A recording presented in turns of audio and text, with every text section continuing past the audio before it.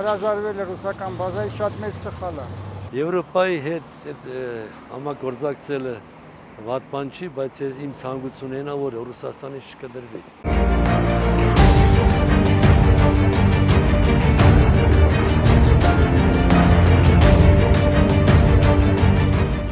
Ինչպես եք գնահատում Հայաստանում եվրոպացի առաջնորդների մասնակցությամբ անցկացված գագաթնաժողովի արդյունքները։ Ոչ դրական։ Շատ բացասական։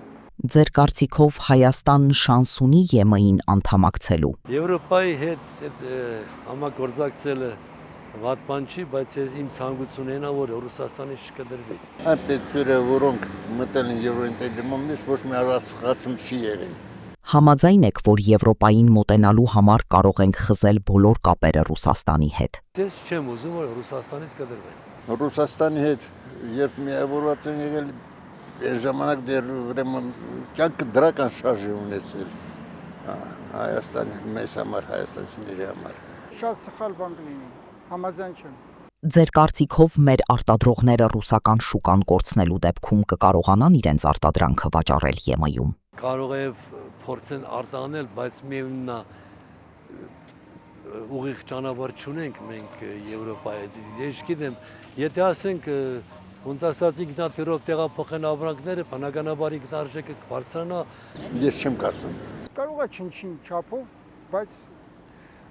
վնասը շատ մեծ կլինի։ Մակրոնը հայտարարեց, որ պետք է Հայաստանից դուրս բերել ռուսական ռազմական բազան։ Համաձայն եք դրա հետ։ Որքան եվրոպական պետությունները մտալ այլ պետություն օգնության կարիքով ոչ մի օգնություն չեն ստացել նրան։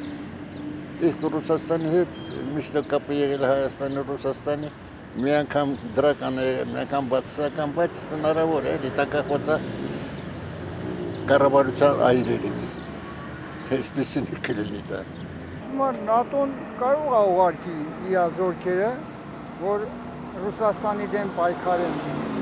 բայց բազան վերացնելը, հրաժարվելը ռուսական բազայի շատ մեծ սխալ է։ Գագաթնաժողովին մասնակցեց Վլադիմիր Զելենսկին։ Ձեր կարծիքով արժե ռիսկի գնալ ու ներքաշվել ուրիշների հակամարտության մեջ։ Ես չէի ցանկանա, որ հակամարտության մեջ մտնեն մեր ժողովուրդը, մեր երիտասարդները։ Ես չէի ուզում, որ կա, այդ պատերազմների ժամանակ ես լսել եմ, որ Ուկրաինան օգնեց Ադրբեջանին, որը որ մեր համար ցանկալի չէր, ու այդ անձնավորություն իմ թույլ չի գալիս։ Նրանք օրենքով պետք է վրընդեն այդ պաշտոնից, որովհետև այն, չգիտեմ, երեսանի մարդ է։ Բացասական է իր ներկայությունը Հայաստանում։